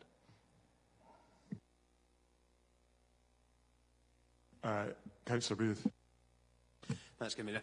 Picking up on Councillor Rose's point, first of all, presumably if we don't determine this today, if we agree to defer determination, then there's a risk of appeal on grounds of non-determination? No, that period's gone. Okay. So I did have a substantive question as well, which is one of the grounds for refusal is TRA 9. Presumably the relevant sections are B and C, and I just wanted to clarify that the current road with the gates across is part of the core path network. Is that correct? No, Baberton Loan itself is a local path. The Water of Leith itself is a core path and also National Cycle Network Route 75. Okay, so in terms of paragraph B of TRA 9, then the core paths network clause doesn't apply, but does the continuity of the off-road network generally, does that apply? My view was that both of those applied. Because obviously the core path, it's about connectivity to that, and it's the off-road network generally. So my view is that B applied and C as well. So this is also, as well as being part of a local path network, it's also a public right-of-way.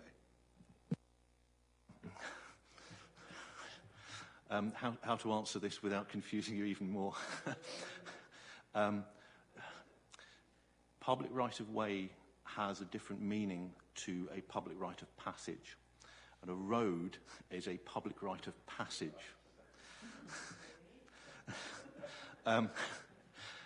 It does get quite confusing. Part of the confusion is that a public right of way tends to be under non-statute, whereas a public right of passage tends to be under statute. And so there's a lot of confusion between common law and statute on what these actually mean. I may have mentioned earlier that there are 3 cases that relate to this, and they all really disagree with each other and come to different conclusions. Without going into the 3 cases, is it possible just to clarify on what grounds you feel that paragraph C applies? Paragraph? Sorry, paragraph C. Yeah, what it actually says is that planning permission will not be granted for development which would obstruct or adversely affect a public right of way or other route with access rights unless satisfactory provision is made for its replacement. The Water of Leith is a core path. As I say, it's also National Cycle Network Route 75. My view is that it would adversely affect an other route as also a public right of way. I don't think there's been any establishment whether Baberton Loan is a public right of way in absolute terms. However, the best advice that I have had, and I have the book here, is that if it is a public right of passage, it is also a public right of way. So paragraph C applied. Okay. Okay, quick question from Councillor Osler, please. Sorry, it was to go back to the initial point because I wasn't aware that you were bringing in B, because I assumed it was the same as which I'm not 100% convinced by. B, though, I'm very, very confused why that's being used, because my understanding when we went there, when we accessed through the gate onto the Water of Leith, there was a step down anyway, so I would struggle to say that that was a continuous access point to the Water of Leith. Going back into the dim, distant past, I wouldn't suggest that what was done under the road construction consent actually met what we would expect. And what tends to happen with road construction consents is, as it's being constructed, there's an inspection regime that is carried out. At the end of that process, a road is often put forward for adoption. At that stage, there was a final snagging that is carried out and a list of remedial work set up. That stage wasn't reached. So I don't think we've had that chance. The Roads Authority's not really had that chance to say these bits are not adequate. So I think that continuity of route, and certainly the things where we're putting in steps and things like that, that's something that really sends up red flags to us. So I don't think we've really kind of reached that stage because there's been no approach to the Roads Authority to put it forward for adoption. And I think that's where a lot of the legislation is not terribly helpful in how we actually carry out things. I'm not sure whether that quite answers your question. Sadly, you've confused me even further. I think that this is extremely complex because it goes across planning and roads and different, perhaps contrary legislation. What we're here to do today is to determine the planning application itself. Obviously, roads does come into it in some respects. I would ask committee to look at the recommendations for the officer and see if they agree with them. So the first of the reasons on page 7 of 13 is its adverse effect on the character and appearance of the conservation area. And then, so you need to think whether you agree with that. And then secondly, it's to do with the TRA9 access to the cycle network and that the alternative fails to meet council standards. So that's what we're being asked to determine today. And Councillor Rose has mentioned, and I understand that the enforcement is due on the 10th of December. Whether it arrives then or not is not in our gift.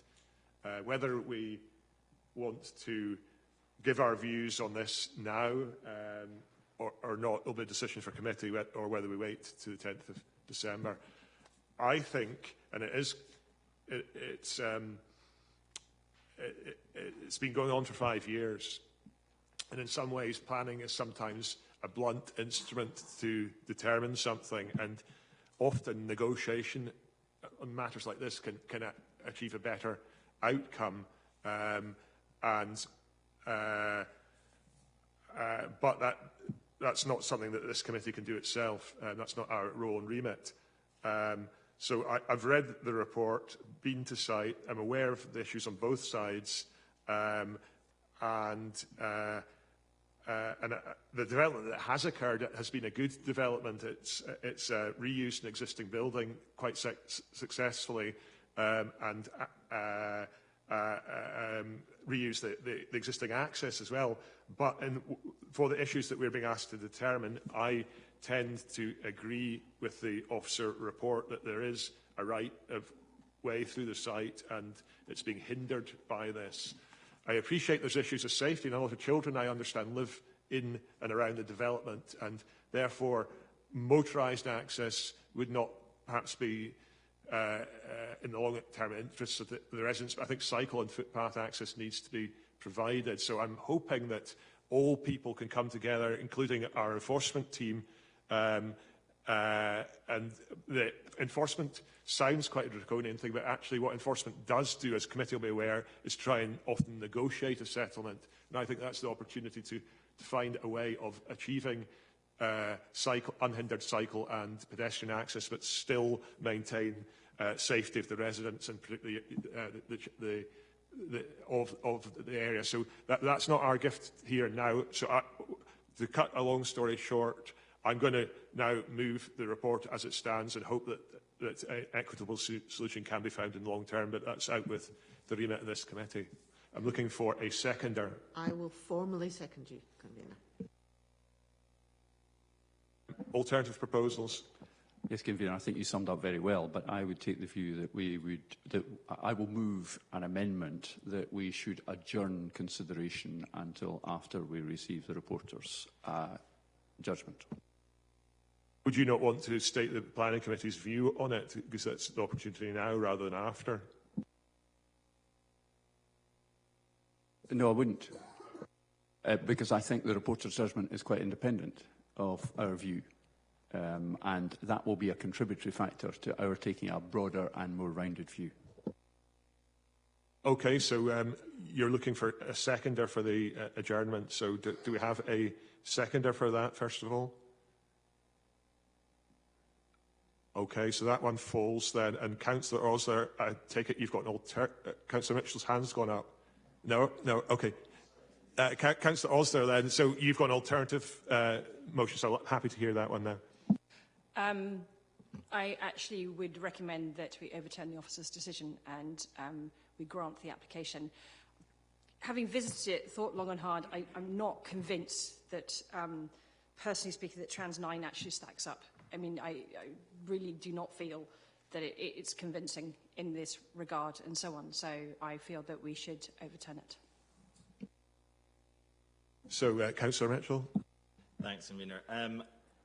If we're going to, excuse me, if we're going to look at it purely on the planning grounds, then I'm going to agree with Councillor Osler and second her based on what she said in terms of Tran 9, and indeed, sorry, and in terms of the impact on the conservation area, I don't actually believe that it does have a negative impact on the conservation area, in my opinion. So yes, I'll second the overturning. Okay, I'll take contributions before we go to the vote. So, Councillor Booth, are you going to contribute? I don't think you're moving anything different. No, I'm not moving anything different, Convener. I'm going to support your motion to uphold the officer's decision and for the reasons set out in the report. I think Transport 9 is absolutely clear that an application will not be granted where it is detrimental to a path which forms part of the core paths network or prejudice the continuity of the off-road network generally. And it's absolutely clear to me from the site visit that these gates, both of them, both sets, give the impression that this is private space and that there is a right of way here or a right of passage.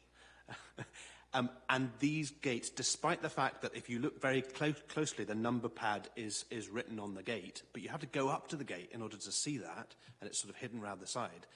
I think there's no doubt to my mind that this, in effect, privatises what is a public right of passage. It's absolutely clear to me that the officer's decision here is sound, that this does compromise a path network, and therefore the application should be refused.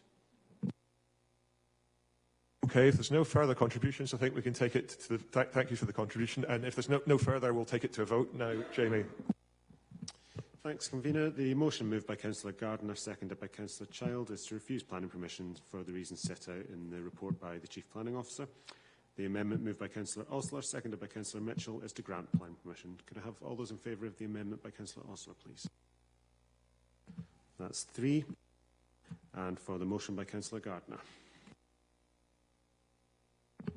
That's 7. The motion is carried. Convener. Yes, Councillor Rose. May I have my dissent recorded to my earlier unseconded amendment? Absolutely. If that can go on the record, Jamie. Now, I think we need to take a 5-minute comfort break.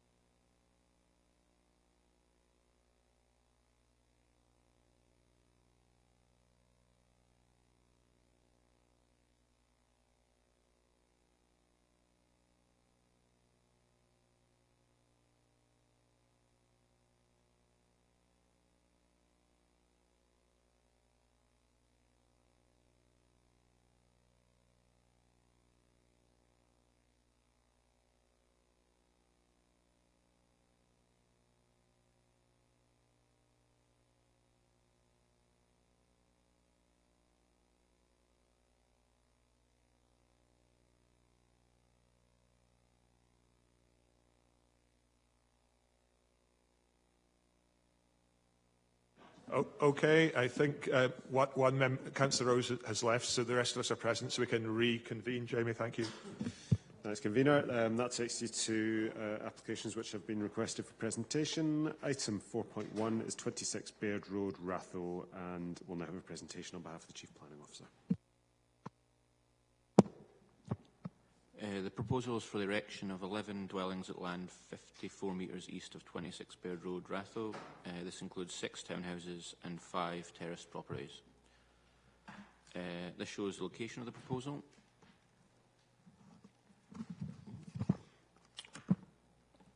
There's a site here, we've got Union Canal running to the north and the marina here. We've got Baird Road to the west and Westcroft to the east. This shows a site plan. The townhouses would be on to the north of the site here, and the terrace properties to the south,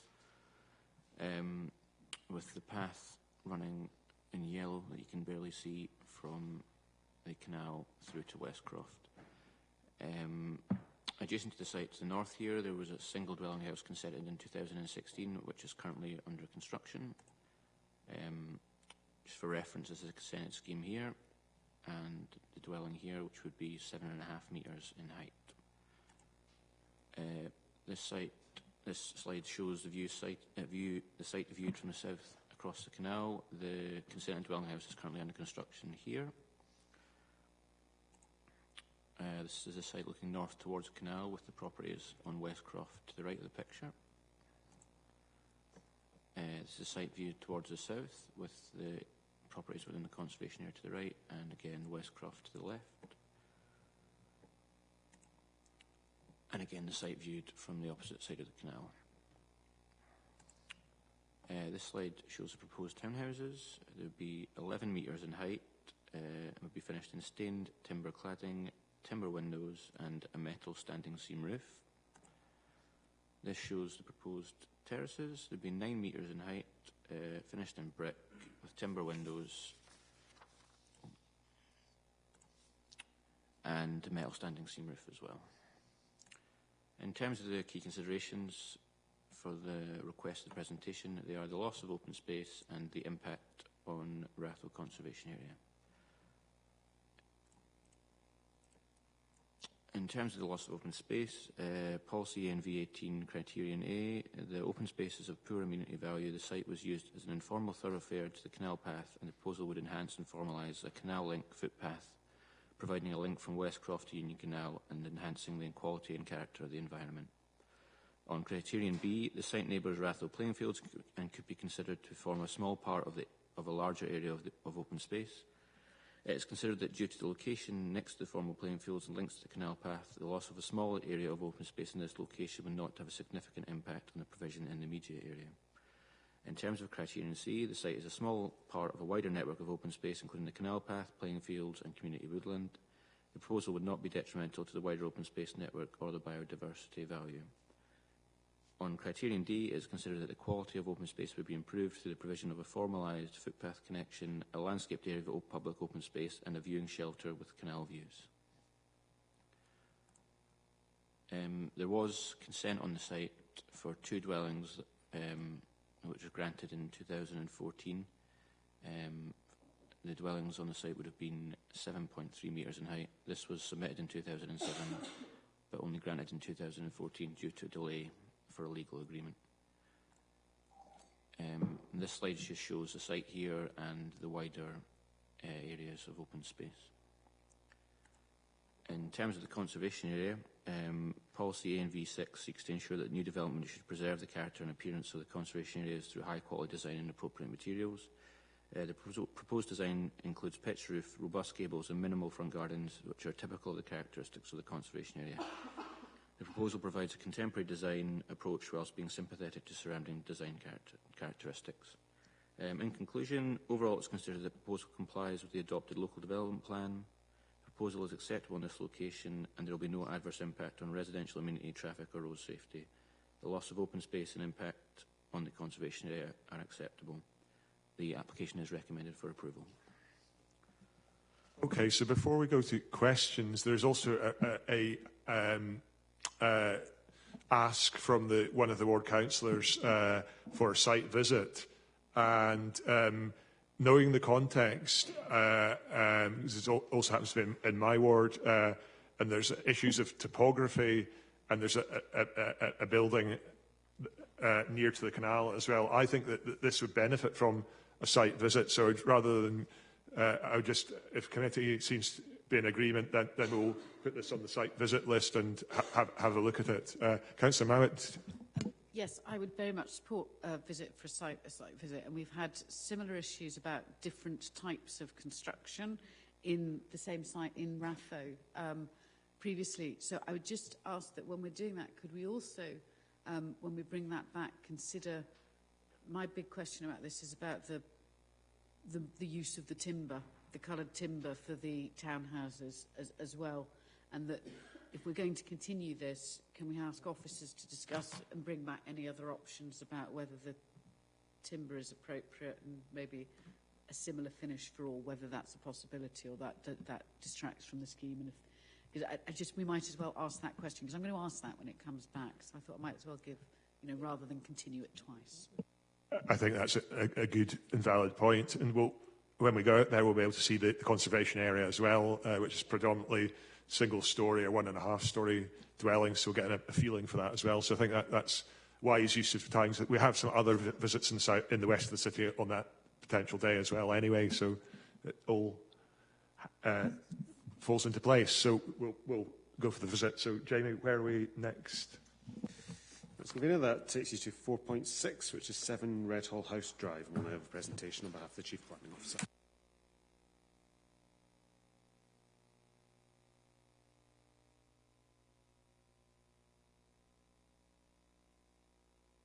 Convener, just before Lindsay starts her presentation, we just wanted to draw your attention to a couple of corrections within the report. They haven't altered the assessment or the judgment call. They're just minor errors. On page 4 of the report, in the description of the proposal, there's referral to 6 detached garages will be positioned at the rear of Redhall House to serve the 6 apartments within Redhall House granted in application 18-09641/FUL. That should actually refer to the listed building that's noted above in the site history. So it's just the application type has changed. And then further on page 5, under the Principle of Development section, none of us have picked up that it refers to the Edinburgh City Local Plan rather than to the Edinburgh Local Development Plan and Policy OS1 rather than EMV18. However, the text of the policy for EMV18 is accurate, and that is what is quoted within the report, and EMV18 is referred to in the list of policies. Thank you. Thanks very much for those clarifications. So we can now move forward to the presentation. Thank you. Right, thank you. Okay, so the request for presentation is based on the loss of open space and the ecology. So I'll just keep to those points, but just very quickly, this is the site that's before us, Redhall House and associated landscaping. This is the LDP zoning for it. So we have Redhall House here with the open space area to the south of it, and that is designated as open space. This is the proposal, which is for 2 detached dwellings located within this part of the site. Just to give a bit of context, there was a previous application for 8 news developments back in 2016. There was an appeal decision on that which dismissed that application. But there were some points that can come out of that in respect of the open space assessment that can be applied to the application that we have before us today. So this is just, again, shown side by side so you can hopefully get an idea of what area of open space has been removed as part of the proposal. In terms of policy ENV 18, we have a number of criterion that's to be assessed, A to C, and then it's either D or E. So in terms of, I'll just kind of clump them together, A to C is obviously the quality and character of that environment, the amenity value of the space, and whether there would be a detrimental impact on the wider network. So in terms of the proposal today, it's for 2 detached dwellings. The open space audit refers to this as a large grassed area with mature trees on the fringes within that. And it's considered that this small area of open space is of limited value.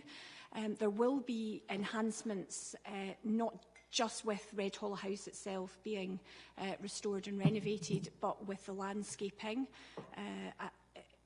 There will be, the applicant has taken the desire lines that currently are within the site, and they are creating access into the pathway here and along here by the garages up by Redhall House. So the overall enhancements weighed against the loss of this area of open space. We consider that on balance the policy ENV 18 it is acceptable, and that in terms of the wider benefit to the local area, it is acceptable. And the appeal decision also had said that in respect of the provision of open space within the immediate area, the proposal accorded with criterion B, and there was that they concluded that there was limited loss of open space, and we concur with that in respect of this. It's a lesser area of open space than was previously proposed, and with the overall landscape enhancements and the restoration of Redhall, that's acceptable in this instance. In respect of the ENV 16, and I think that relates to the ecology report with the BAT survey. Obviously, three roosts were identified in that survey, but it was concluded that they were non-breeding. And in this case, it's necessary to obtain a licence that permits lawful disturbance of these roosts. We have assessed the likelihood of the application meeting the three tests necessary for SNH to issue a licence, but they're unable to issue a licence until planning permission has been secured. We have looked at the three tests and considered that it's likely a licence would be granted. There has been mitigation and compensation factored into that roost, and therefore we again consider that it meets the tests in terms of ENV 16 in respect of that. And we've consulted with our natural heritage colleagues who agree with that and have looked at all the information submitted by the applicant. There was one other consideration with which Elaine's going to... Yeah, so Redhall House has been in front of us a number of times in terms of redevelopment opportunities, and the house sits there vacant and it is on the Buildings at Risk register. I would say that the change in this case has been from letters of refusal, representation objecting to the scheme, to definitely to one of support from the local community. The Community Council have been in correspondence with the developer in terms of options for the retention of the house and sort of the clauses that they would accept this application on, and one of those was in and around the retention of the open space in perpetuity. Let's go back to so it's really about this area here. It is within the red line of the application site and retention in perpetuity of that. Having looked at some other historic cases where I thought we might have had similar cases where we've kept the open space, in those cases we have relied on the designation within the LDP or our planning judgment in terms of the protection of listed buildings. We have been quoted the use of the Craig House site, that there was the large area of open space in the woodland there. There was a legal agreement put forward for retention of the area of open space within perpetuity there. That was slightly different in that the land was moving to the council. There was a handover of some of the woodland management and significant financial contribution linked in with that. However, on balance, it is within the single ownership of the applicant, according to the application form. If committee were minded, then it could be that a legal agreement burden is placed on to advise that the land is retained in perpetuity. It would usually be something that would be put on land title. So when the houses are being transacted or things, then that land would be, so it may be picked up at that point as well, but we are proposing that it could go on as part of a Section 75 if committee are minded. Excellent. I see we've got questions first before deciding, I think. So, Councillor Ruth. Thanks, Convener. And that was specifically what my question was going to be about. I mean, I think loss of open space is regrettable, but I think in this specific application, it seems clear that the loss of open space will allow the development of Redhall House, which has been at risk for many years. So I think we've all had the emails from the Community Council requesting this legal condition, and an email from a representative from the developer saying that they accept it. So I suppose my question to you is, can we just be clear about what the wording of that would be? Are we asking for a condition that says that a legal condition would be reached with the applicant to secure the lawn as open space, or what are you proposing? I'm proposing a clause within a Section 75 legal agreement, so the permission will not be issued until there's a legal agreement in place. Picked up text from the Craig House example, and it says the open space shall remain as open space which is accessible to the general public and shall remain undeveloped in perpetuity.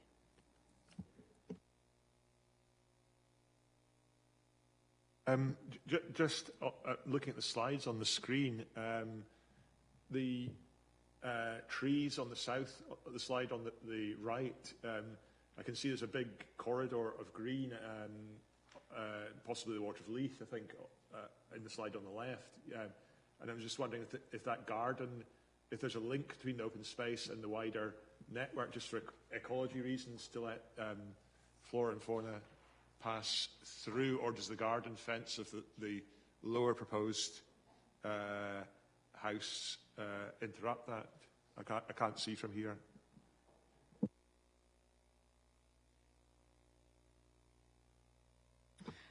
Yeah, so there won't be direct connections within the boundaries of the two houses, but there will be a connection here into the pathway, and there'll be a connection here. Excellent, that's what I was meaning. Just at the south bit, I think we've got some new trees or existing trees retained. Yeah, so there is and so there's a good connection here, so there is. Yeah, they intend to formalise that a bit more to allow connection there. Wonderful. So on the basis of the legal agreement, sorry, just no further questions from committee? Great. Okay, I'm happy to move this report with the legal agreement. I'd like to congratulate the Community Council for their efforts, and for the developer for taking on board the concerns of the Community Council. And so very happy to accept this application today.